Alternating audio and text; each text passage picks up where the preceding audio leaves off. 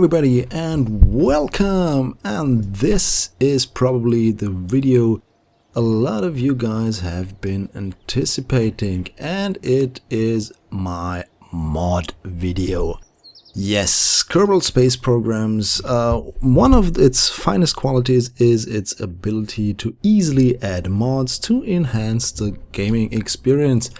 And yeah, so mods are a really big staple to this game, and of course I'm using quite some of them. And many of you have asked me to show you what kind of mods I use, so let's get right to it. The first one I'm going to show you, it's, well, maybe a lot of you already know it. It's called Kerbal Engineer Redux. You can see the window over here popping up. It's basically a tool that helps you build your craft and gives you some in-flight information. So what we're gonna do here is I'm going to build a quick vehicle. Let's give it a heat shield for re-entry. Let's give it a decoupler, and let's give it some fuel, maybe a little bit too much. That looks better. An engine, so you see not much going on up there, and now you see, oops, let's go to Kerbin.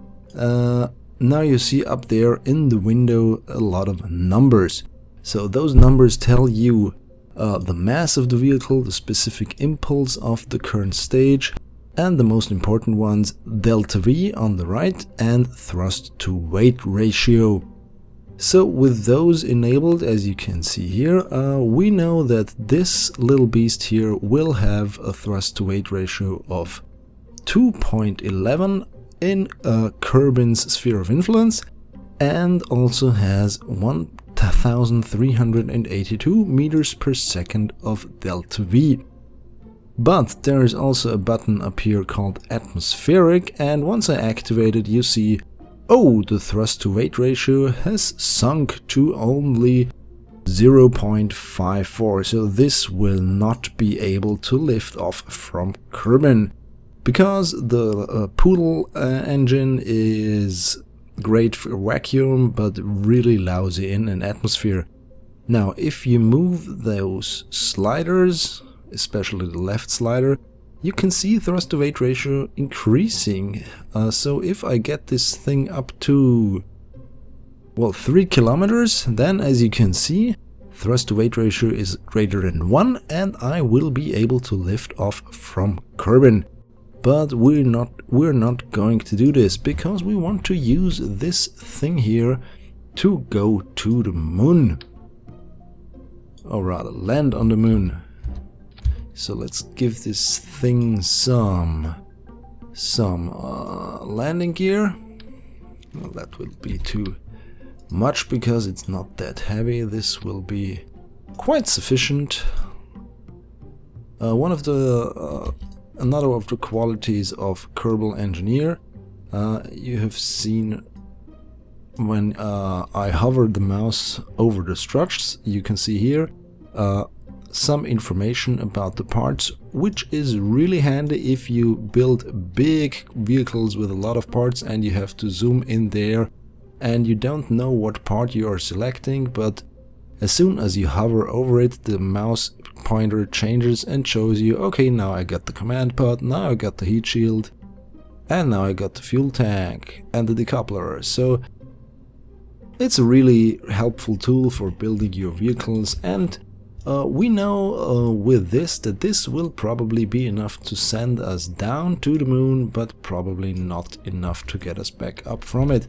And this looks really stupid, so I'm sticking with my initial plan and putting those on it, so that would be a lot better, yes. So let's try this out, shall we? Now, Kerbal Engineer also has another functionality that I really like, and that is being able to view a lot of important flight information right on the top of your screens in so-called head-up displays. You can see I got my apoapsis and periapsis information, I got my current delta V, my mass, my thrust to weight ratio, my altitude, speed, and so on. And so, as I mentioned before, even if I throttle this up to maximum, this is not going anywhere. So how could we test this if this is indeed capable of landing on the moon? So here's another fancy mod that will help me, and it is called HyperEdit. HyperEdit is a really cool tool to help you test your vehicles without spending millions of funds to fly somewhere only to find out that it does not work. So there is this fancy thing called the Orbit Editor. I select my active vehicle, I select the moon, I select an altitude of 10,000, and presto! We are above the moon, and we are on the dark side of the moon. And if I want to change this, I change the mean anomaly, which basically moves my vehicle across its orbit. So there we go. We can also view this in the map view. There we go. You can see the vehicle moving along the orbit. And I can also, if I would like to do that, land this thing. There is this ship lander window. I set it to the current position. And let's try to land it. And boom! There we go. So this is, yeah, you could call it a cheat mod, but I use it really often just to test out how certain things behave. You can call it my simulation mod, so to speak. So if I lift off, you can see another interesting thing here. So I have to, let's get this back down. If you watch very closely, do you see the illumination?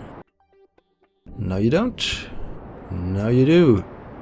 This is from another mod called Engine Light, and it's, so to speak, some kind of graphical or atmospherical mod, which I like to use because it adds some level of immersion that is otherwise lacking, and it's also really nice to have some kind of spotlight when you are landing. And yes, so those are Kerbal Engineer and HyperEdit. One more thing about Kerbal Engineer, you can also open those bigger windows. You can disable or enable the head-up displays.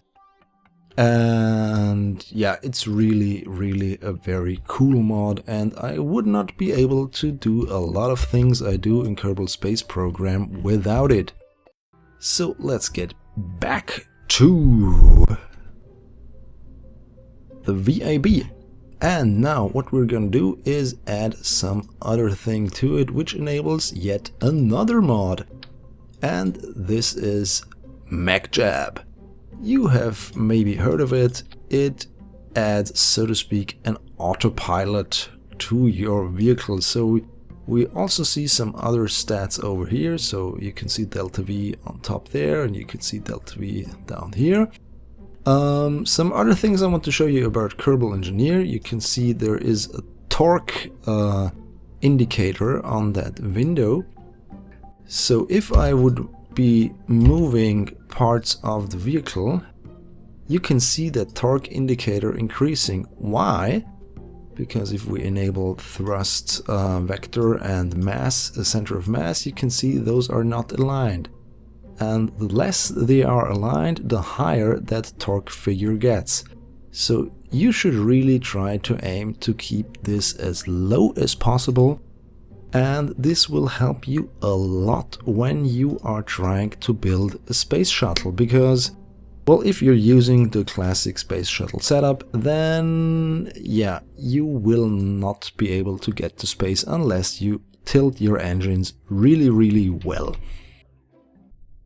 Okay, So we have a lot of new windows. Those are my MechJeb information windows. They show me my delta V stats, they show me my orbital information, they show me my surface information, because Kerbal Engineer and MechJeb, they both show you your true altitude instead of the altitude from sea level, which is displayed on top of your screen.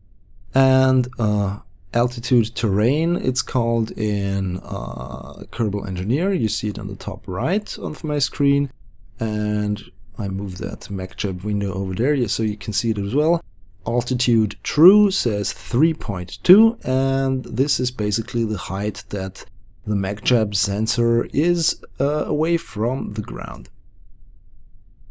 So let's once more do that cheat where we get this thing in a lunar orbit.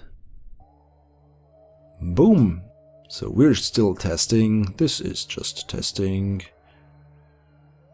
And once more, let's move it somewhere where we have some light.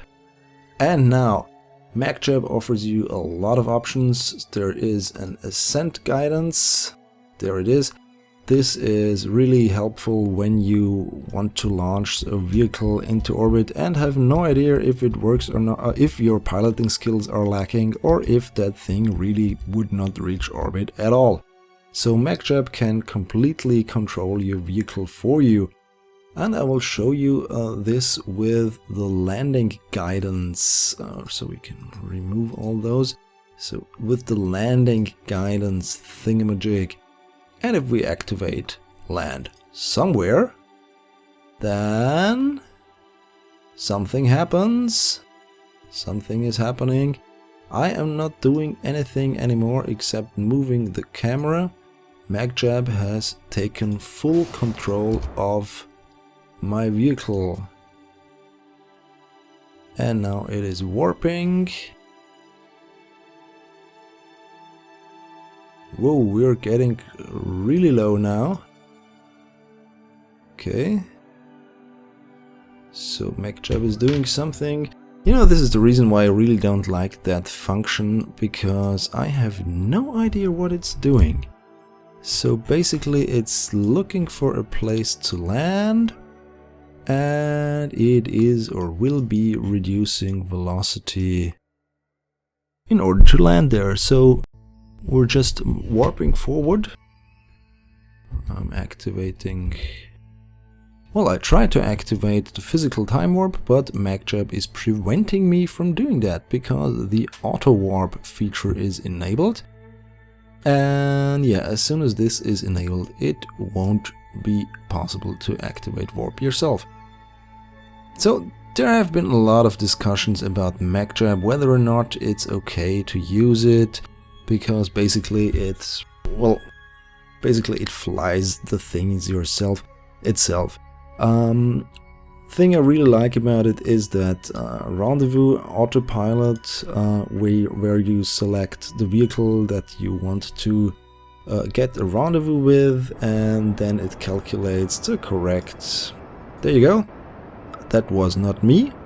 This is MechJeb using its, well, technological brain to keep the vehicle from crashing into the ground, but I'm not really sure that this will be happening, because this looks really, really dangerous. Whoa! Yeah, well, it landed, kind of. So yeah, you can pick, there's this option, pick a target on map, so you should really pick your landing spot if you're using this function, this functionality of MechJeb. And yeah, that was our heat shield. Boom! Spinning around.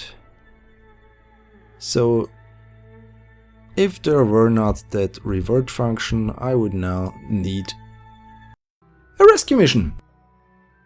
But yeah, so this is over now. So what else have we got? I have shown you Kerbal Engineer, I've shown you Engine Light, HyperEdit and MechJeb. So another mod that I would like to show you is the docking indicator mod. Well, if you are watching my videos carefully, then you have probably already seen it, because I really like to use it a lot. And so let's see, where should we put our RCS thrusters? This is a good spot. Yep, looking good. Boom. Let's disable this. So we just want to simulate a big body and just some small spaceship slash vehicle that will dock to it.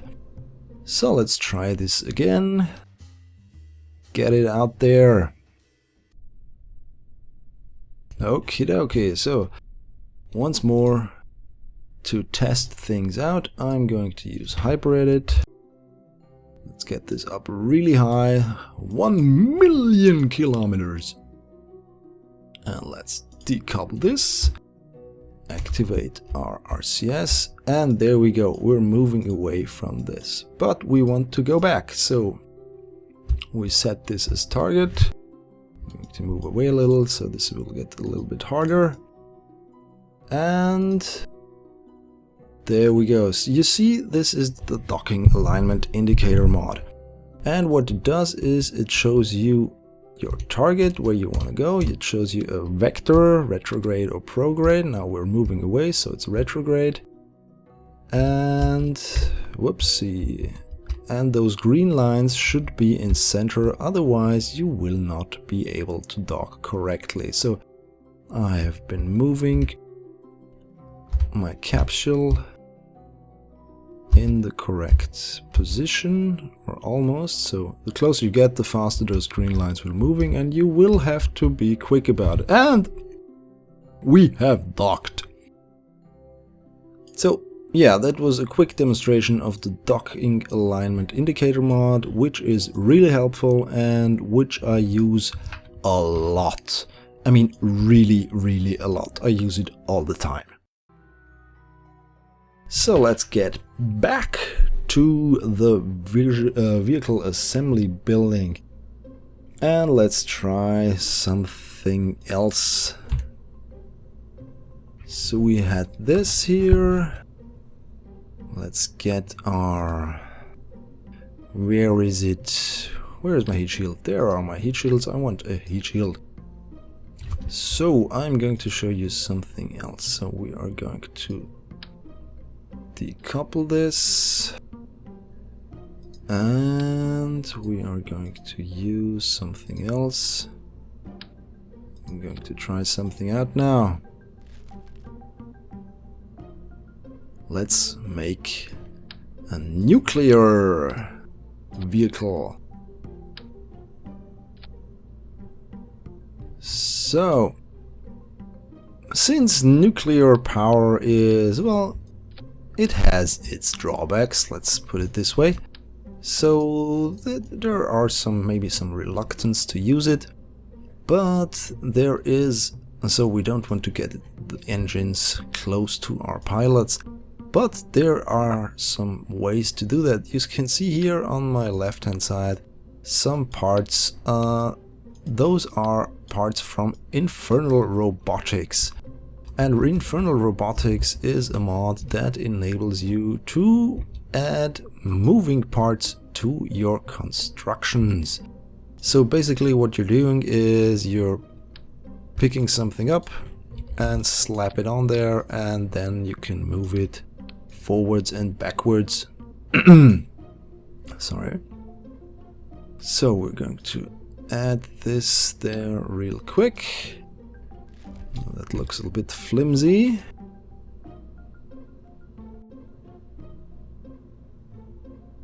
So this looks better. Yes, this is looking nice. So what we're gonna do is I want to do this like an extendo thingy. So let's do something. I'm gonna put some other hinge on there. Boom. And where are they? Where are those engines? There they are. So what's going? So here is the configuration menu for Kerbal, for Infernal Robotics. So what happens if we move this? Well, this is not what I wanted. So we have to invert this and we have to invert that. And then this happens, and that looks a lot better. That's more like it. That's more what I had in mind. But it's maybe still not what I really had hoped for, so let's do... well, let's... I really want this to move away from my pilots, so I'm using the telescopic piston. If it... well, ever since version 1.0 there has been some issue with the nodes, and I'm really not able to add something to node without finicking around with them. So yeah, I wanted to invert that, invert x-axis, invert x-axis, and there we go. There we go. So we can expand this. Where is it? Exactly, there we go. So you can see here those numbers moving when I move those parts. So if I want to enable this, I have a range of 0 to 190. But what I really want is, there you go, this is okay. 0 to 40. 0 to 40. And this is like... so I can extend those engines. Boom! So this looks like a weird contraption, but that does not matter. And now we are going to get this again into orbit with our trusted cheat method. And there we go. So we get this into orbit. Active vessel, Kerbal, 100,000 kilometers. Boom. 100,000 meters rather, not kilometers. What am I talking about? So this is our vessel. It's really rudimentary, but that does not matter. We don't need the docking, we don't need HyperEdit, we just need Infernal Robotics. And when we move this, then the engines move. And move they shall. So they are firing! It's working! It looks weird, but it's working. Yay! But what I'm going to do now is show off another mod, which is the Trajectories mod. And, well, as the name would suggest, it helps you with your trajectory. So if we would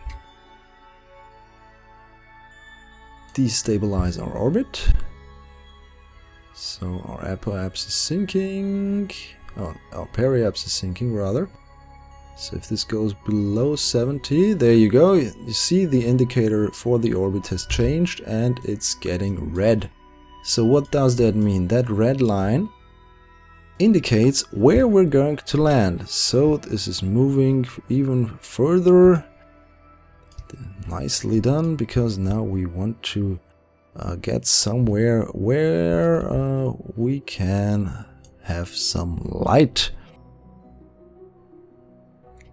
You can see here the trajectory would put me on the X, so this is where I would probably land. This is of course only an approximation, because if you fire your engines during descent or do something else, yeah, well, you can imagine that this will probably change. So if I then detach, then I will descend to Earth with this trajectory, well, Kerbal rather. And I just realized I forgot my parachute. Yeah. Okay, let's revert again.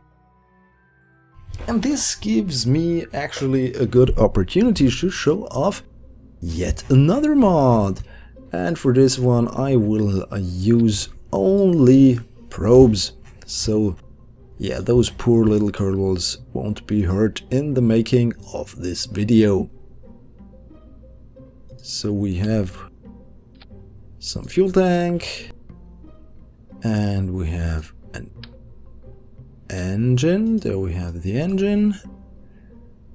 Kerbal, well, that is some very good delta V.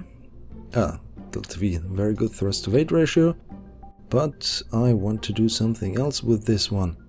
I want to add something to it, and that is yet another probe core with another fuel tank and another engine. So how are we doing? This actually looks good. So we have 2.7 thrust to weight ratio and then even more, so this will definitely fly. Okay, so you can see here on the bottom, on the top corner, there is a little icon called SR on the left of my docking alignment indicator mod. So we're going to launch this, shooting up into the sky. And you can also see another mod over there that I've just opened, which is called Flight Manager. So stage recovery and Flight Manager. So there we go. I have just launched this, and it's uncontrollable because it does not have any thrust vectoring. So the air is pressing against it because we're still in the atmosphere, and therefore it's tumbling down. And yeah, you can see the other stage back there, and it will probably crash down in a minute. 7.5. So why is this not yet 8 kilometers away? So this should really already have been yes, now we have it. And there we have the information. Stage destroyed. If I would have added some parachutes to it, then I could have recovered it, and thanks to this mod stage recovery, I could have recovered the funds, which, if you are just starting your space program and you would really like to do some savings, this is really helpful, because then you can recover your boosters without switching between them and trying to land them while you also try to control your other vehicle. But speaking of trying to control your other vehicle, you have seen on the top left corner this window here that I'm just moving. It's called Flight Manager, and I can switch to the other part that I have disengaged. There you can see. So I can actually control this. So I have been jumping back in time to the separation, and what I can do now is try of course to land this on the surface. Maybe I will be able to do this. Maybe I can actually save this thing from utter destruction. But I do not have a lot of delta V left, only 150. Ooh, this will be really hard. Oh, yeah. This will probably not work. But if I had more delta V, I could have probably saved this and then jump back to the main mission without hopefully crashing the game. And yeah, so this creates, so to speak, two types of realities, so to speak, some kind of alternate reality mod. But in the end, it is really helpful if you, for instance, use some kind of piggyback plane construction where you want to launch something from the atmosphere into orbit, and you launch it from your vehicle, and then you can switch back to the carrier vehicle and land it safely down on Kerbal, and then switch back to the original craft to do your mission. So, well, we at least saved this one. Yay! Okay, so another mod that I currently use is the transfer window planner. So this is the window of the transfer window planner. So if we have an initial orbit on Kerbal of 1 million kilometers, 1 million meters, 1,000 kilometers, then I say, for instance, I want to go to Joule, and I want to stay in an orbit of, let's say, what's a safe orbit? Well, that's the same probably. And then I plot. You can see here the so-called pork chop charts.